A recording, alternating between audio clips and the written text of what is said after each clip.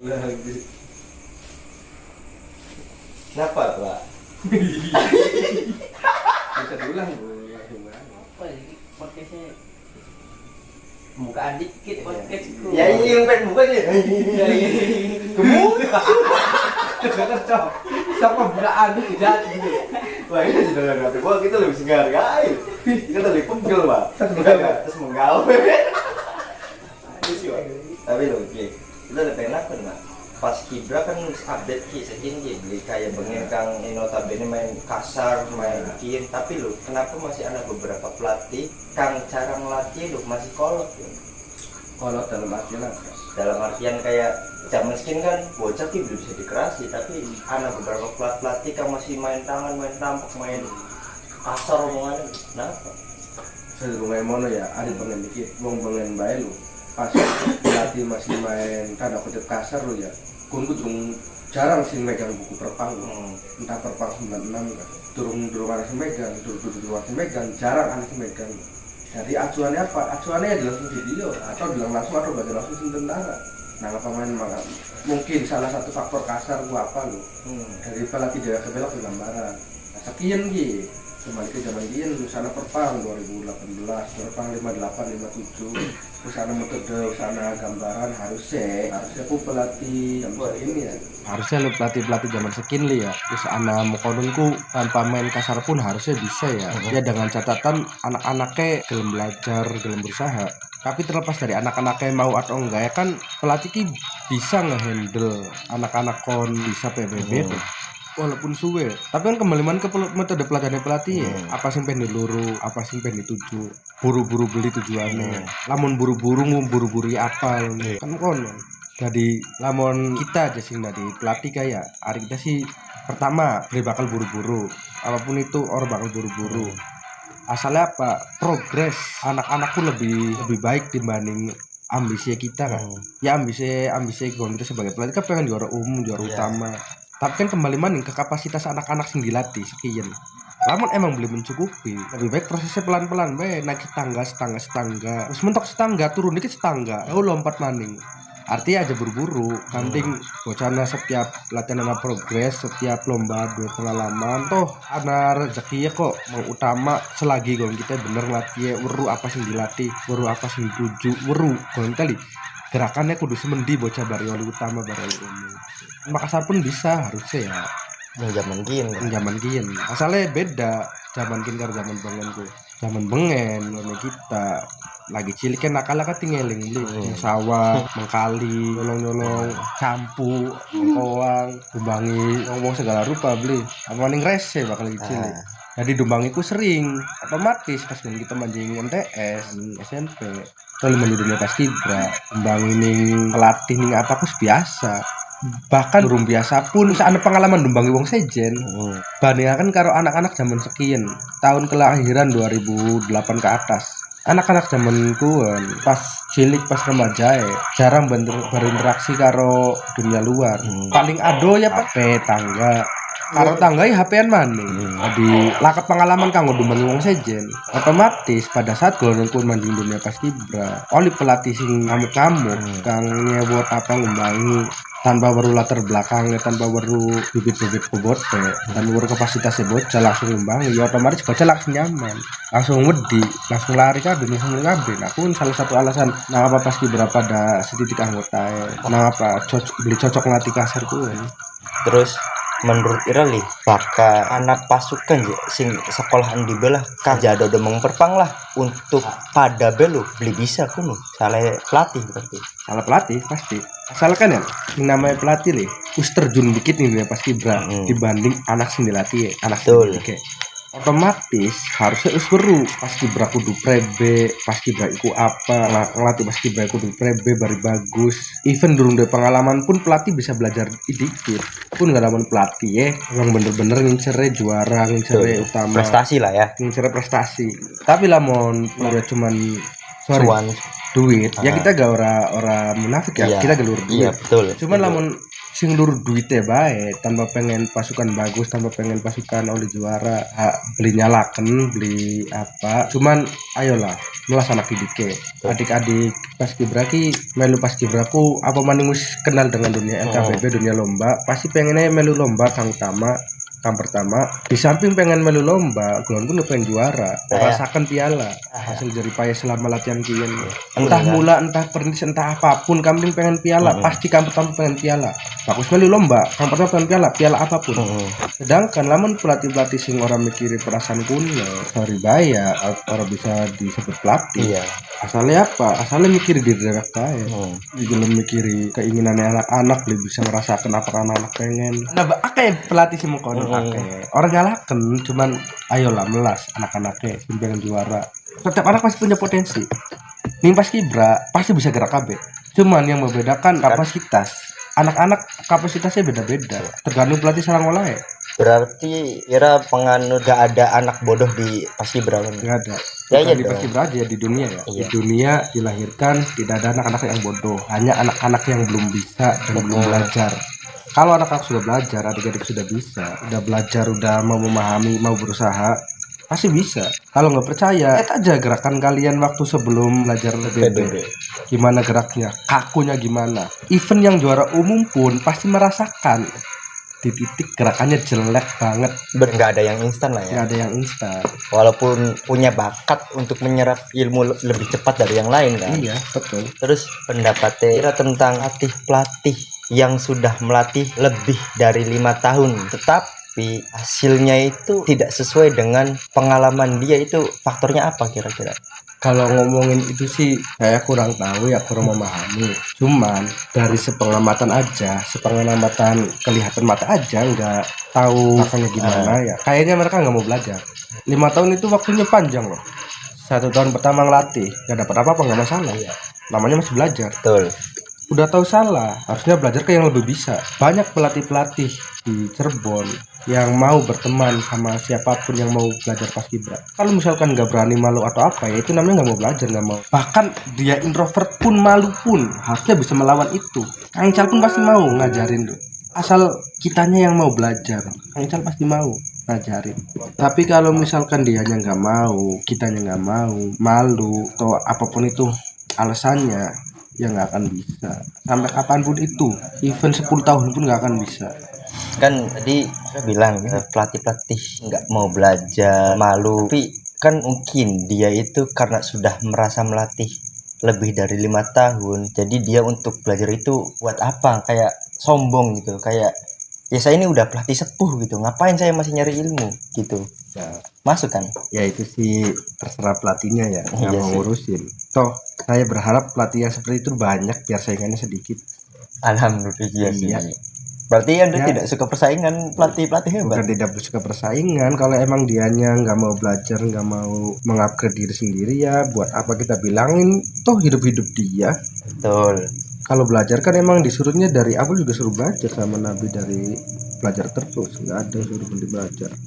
Tugas kita sebagai manusia kan belajar dari kehidupan, belajar dari pengalaman, belajar dari hal apapun itu. Lebih baik dari awal bersama pasukan ini kita melakukan kesepakatan dengan metode latihannya gitu. Ya, Itu bukan Kang Araf.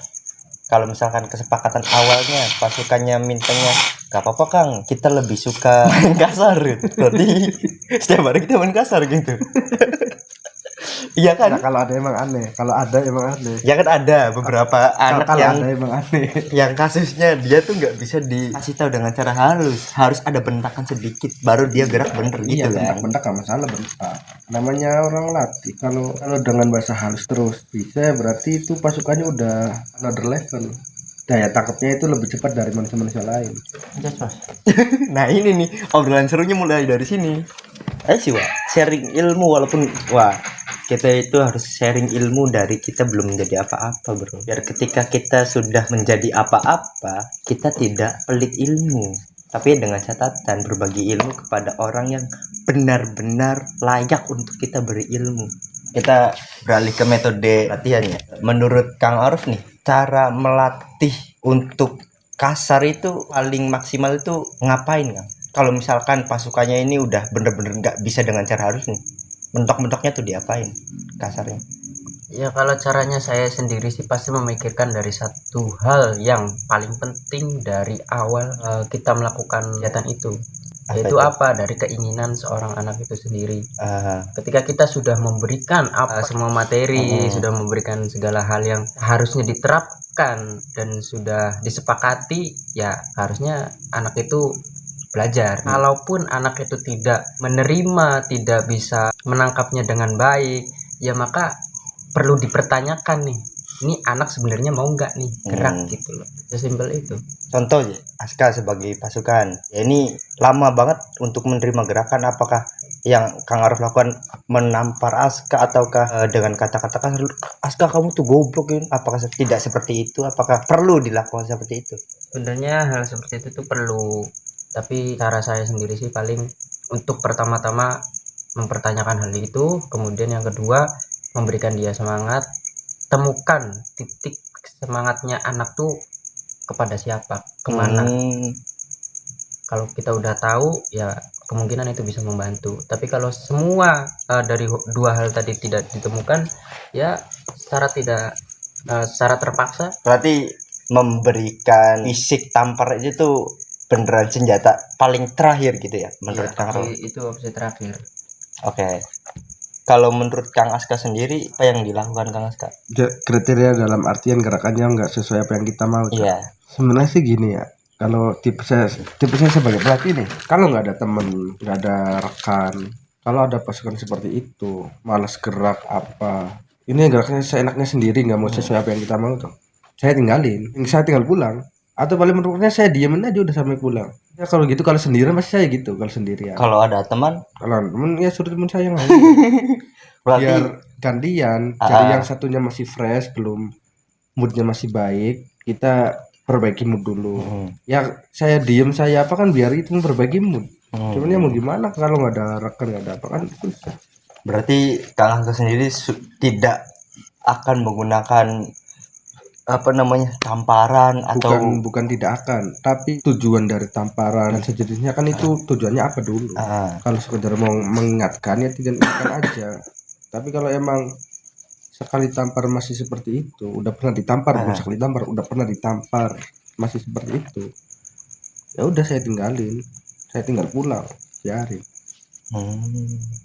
Berarti Kang Aska dan Kang Arif ini setuju bahwa tamparan ataupun makian seperti, maaf sebelumnya, kata-kata kasar, binatang dan lain itu tuh tidak terlalu dibutuhkan ketika melatih. Ya. Ya kan ya? Iya. Berarti balik lagi berarti kan kalau pasukannya tidak bisa menerima arahan ataupun tidak bisa bergerak sesuai kriteria kita, berarti itu tuh salah kita sebagai pelatihnya nggak sih? Apakah tetap salah anak? Sebenarnya gini, sebelum kita ke anak-anak bisa atau enggaknya, kitanya dulu bisa jelasinnya enggak dengan bahasa yang gampang, dengan bahasa yang dimengerti ke anak-anak yang baru lulus SD.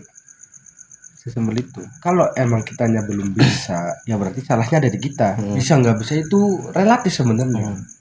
Soalnya daya tangkap setiap anak beda-beda. Kalau mayoritas di pasukan bisa, ada 1-2 orang yang nggak bisa, berarti kita harus pakai bahasa yang beda ke 1-2 orang itu.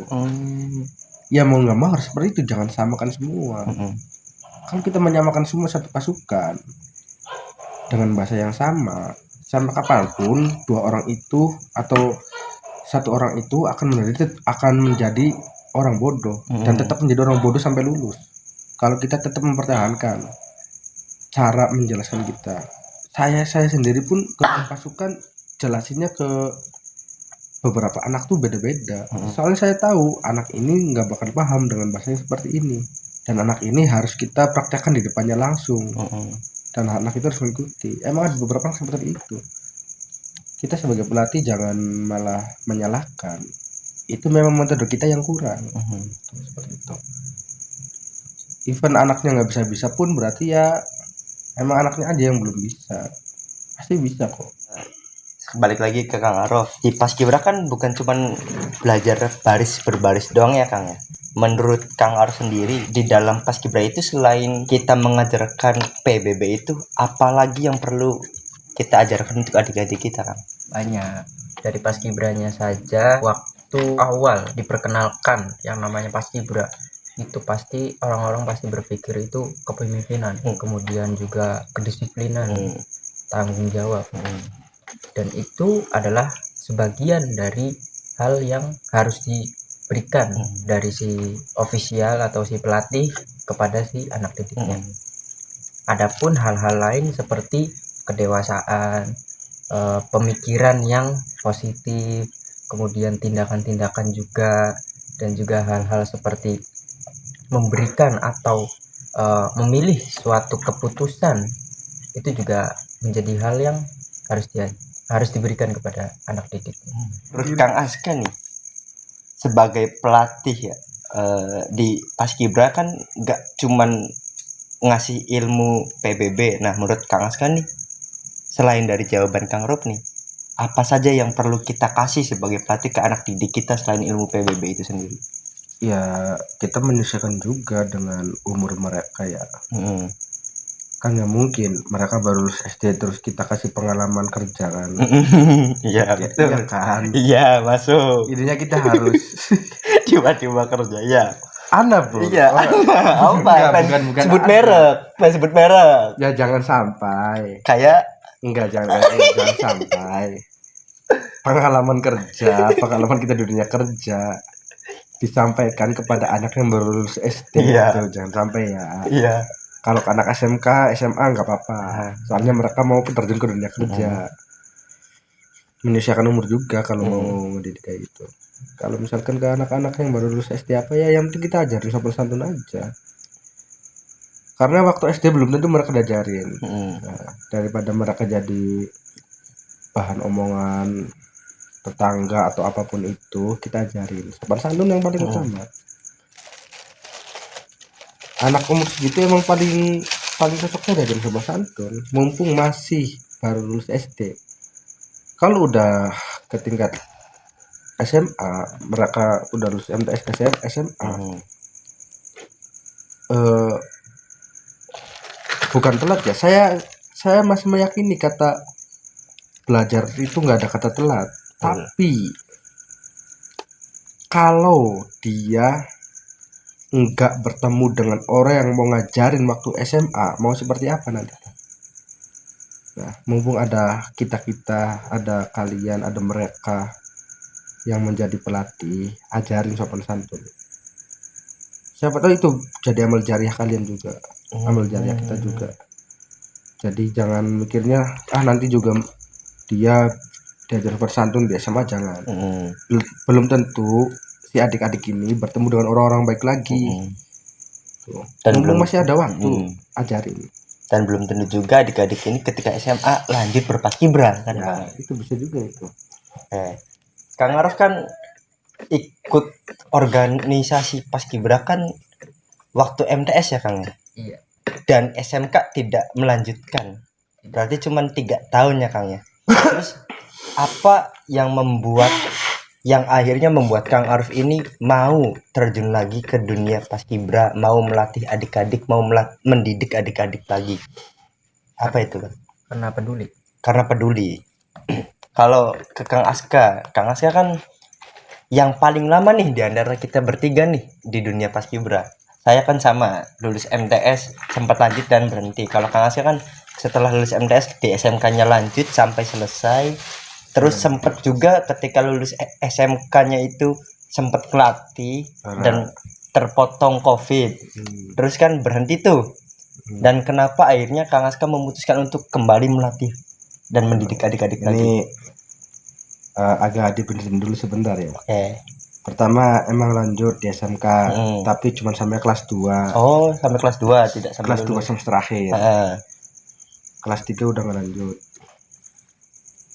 Nah, terus sempat latihnya juga di tahun 2019. Nah, sebentar itu juga karena 2020 kepada COVID.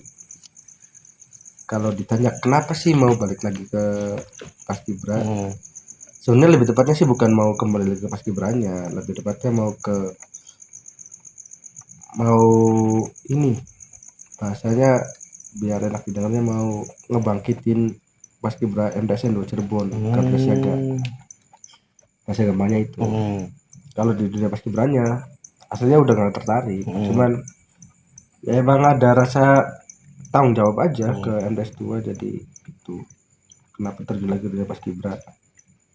Kalau MTS 2 udah naik, udah juara utama, udah apa, ya udah harusnya udah stop di situ, biar generasi selanjutnya yang melanjutkan atau rekan-rekan yang melanjutkan.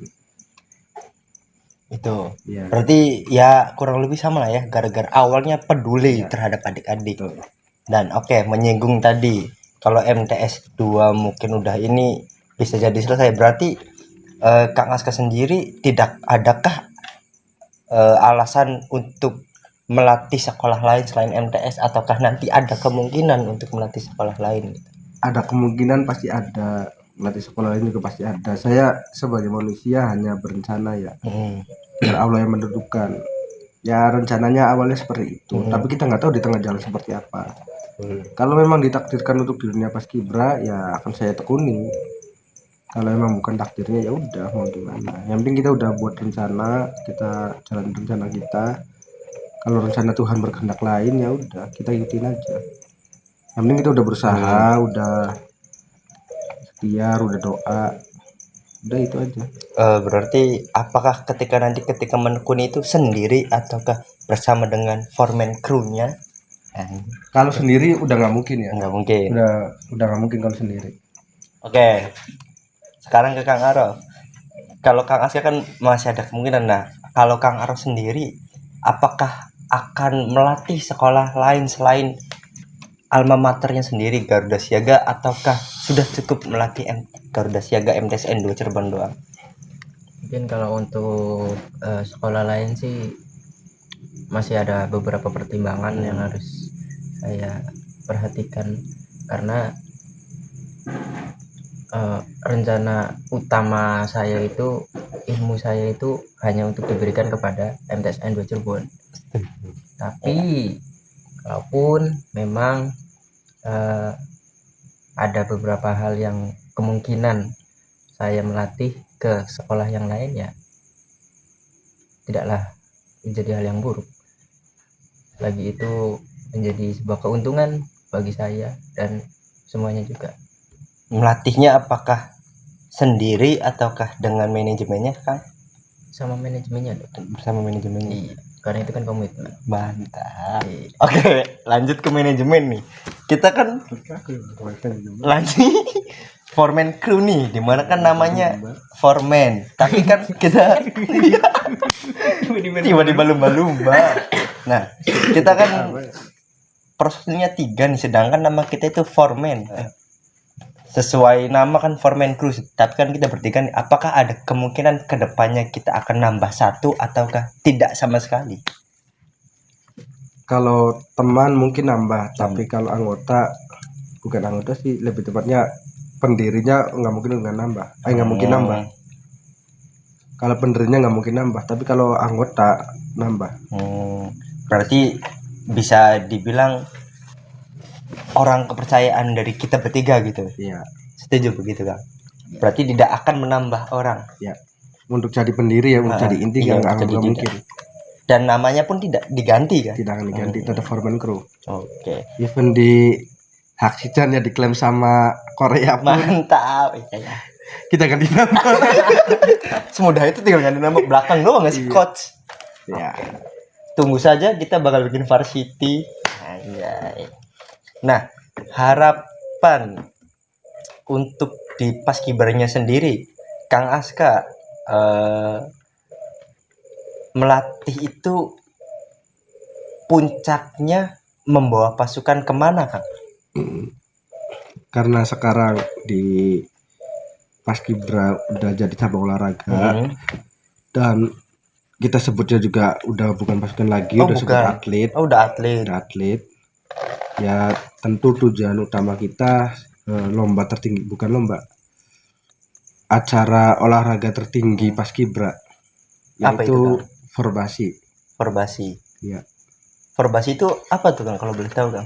Forum Komunitas Baris per Baris. Mantap. Berarti tujuannya membawa pasukan sampai ke Jurnas gitu. Jurnas ya, Iya, betul, betul. kejuaraan nasional. Kalau Kang Rauf sama? Kalau saya tidak, Tidak, apa itu? karena kalau saya memang itu adalah hal yang penting. Tapi puncak dari saya untuk melatih di satu organisasi itu ialah ketika anak didik saya itu bisa membangun generasi yang Mantap, Bos. Ya. sama. Yo, bro. Mantap. Ini dia. Berarti khususnya itu kita kan membawa paskibraka kita sendiri ya. Iya. MTSN 2 Cirebon ke kejuaraan nasional ke Jurnas Forbasi. Dan untuk nih perkembangan selama melatih sekarang, apakah Garsi bisa menuju ke Jurnas dalam waktu dekat ataukah dalam waktu jangka panjang menurut Kang Rauf dulu? Kalau menurut saya, kalaupun emang diperkirakan dari jangka panjang atau jangka pendeknya, saya memberanikan diri untuk menyatakan bahwasanya itu adalah jangka yang pendek. Berarti di tahun untuk ya paling cepat di tahun ajaran baru sudah Ya. bisa. Itu sudah bisa, karena hal yang bikin saya berani menyatakan itu karena saya sudah memiliki persiapan. Itu. Kalau Kang Aska sendiri melihat perkembangan Garsi selama dilatih oleh Foreman Crew, apakah ke jenjang Forbasi itu dalam waktu dekat atau dalam waktu panjang? Ya, dalam waktu dekat keinginan saya, dengan catatan keberuntungan berada di pihak kita, karena paskibra lain pun pasti berusaha juga, nggak mungkin nggak Betul. berusaha. Jadi Dewi Fortuna tolong berada di pihak kita ya, Berarti Setel lagu. berarti mengandalkan keberuntungan nih. bukan modal keberuntungan. Ketika ada 10 pasukan yang hebat dan setara, yang menentukan itu apa? Keberuntungan. Ya udah, Iya sih. udah hebat kok paskibranya. 10 paskibra nih hebat semua nih. Gerakan oke, parkour oke. Udah semuanya udah oke semua nih. Tapi ketika keberuntungan nggak ada di pihak 9 orang, cuma ada 1 orang, ya pasti 1 orang ini akan jadi juaranya. Ya contohnya lomba kemarin lah ya. Ya. Kita di SMK Presiden ya. Iya. Yang dimana sama-sama di luar prediksi adik-adik bisa mendapatkan madya gara-gara Iya. pasukan lain tidak beruntung ya. Iya. Dan kita mendapatkan keberuntungan itu ya. Iya, betul, salah satunya itu keberuntungan. Dengan keberuntungannya. Jadi kesialan orang lain itu menjadi keberuntungan kita. Betul. Tapi bukan berarti kita bahagia di atas penderitaan Ya orang lain. betul. Dan bukan berarti juga kita lebih hebat dari mereka ya. Ya, bukan. Tapi karena memang lagi beruntung saja. Memang faktor luck itu paling penting.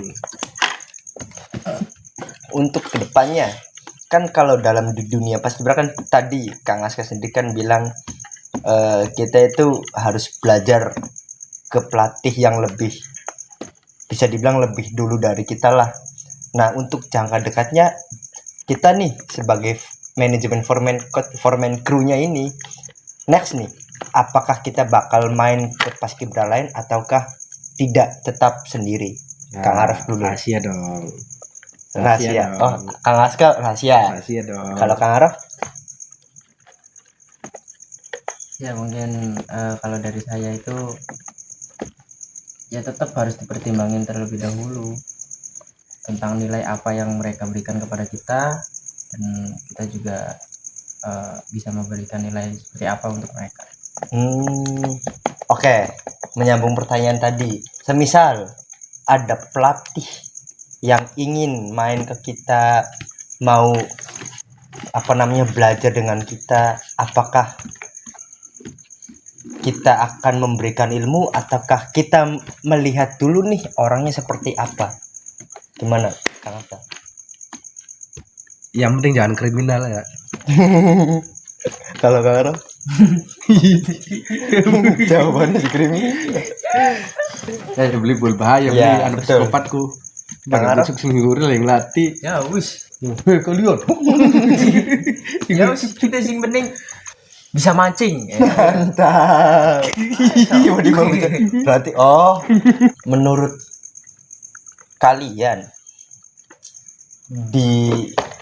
kalau kita berbicara tentang pasukan-pasukan yang ada di Cirebon ya, kita tidak bahas Ciayu Majakuning, yang di Cirebonnya saja nih, kira-kira saingan untuk mendapatkan juara utama saja itu yang paling berat sekolah mana saja, Kang Aska? Banyak sih sebenarnya di Cirebon tuh, banyak banget. Cuman sekolah-sekolah yang saya tahu, maaf ya, bukan berarti saya menjelekan sekolah lain atau Ya, yang tidak disebut lah ya. merendahkan sekolah lain yang nggak disebut, bukan ya, tapi yang saya tahunya aja karena kebetulan saya tahu pelatihnya. Ya, yang pertama SMP 9 Cirebon, SMP 9 Cirebon. ya, yang kedua MTS 4 Cirebon, sama yang ketiga ini agak susah. Kalau dari Kang Aruf sendiri, untuk di daerah Cirebon, selain yang disebutkan Kang Aska, saingan terberat untuk mendapatkan utama itu sekolah mana, Kang? Ataukah sama ataukah ada tambahan? Kalau dari saya sih bukan masalah sekolahnya, karena semua porsi itu sama. Yang jadi permasalahan bagi saya itu adalah pelatihnya. Itu adalah saingan terberat Bagi kita sebagai pelatih. iya. Ya. Nah, pelatih mana saja nih yang menurut Kang Aruf menjadi saingan berat untuk menjadi utama? Yang saya tahu Kang Dian, Kang Reza, Kang Dian dari sekolah mana tuh?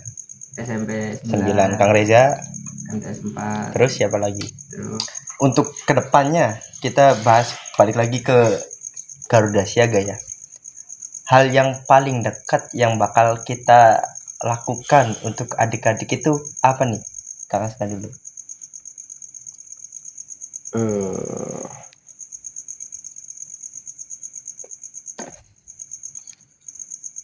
Kalau planning ke depan sih sudah ada ya, cuman nggak bisa dibicarakan di sini. Tidak bisa. Iya. Rahasia banget tuh. Iya. Kalau Kang Aruf sama, rahasia banget. Iya. Oke. Iya, jangan diberdua. Oke, Garuda Siaga next event bakal turun di mana, Kang? Yo, Indramayu siap-siap, aneh akan datang. Boleh. Di tanggal berapa tuh, Kang? Bulan apa kira-kira di Indramayu? Kalian. Bulan Mei. Berarti lomba terdekatnya di bulan Mei ya?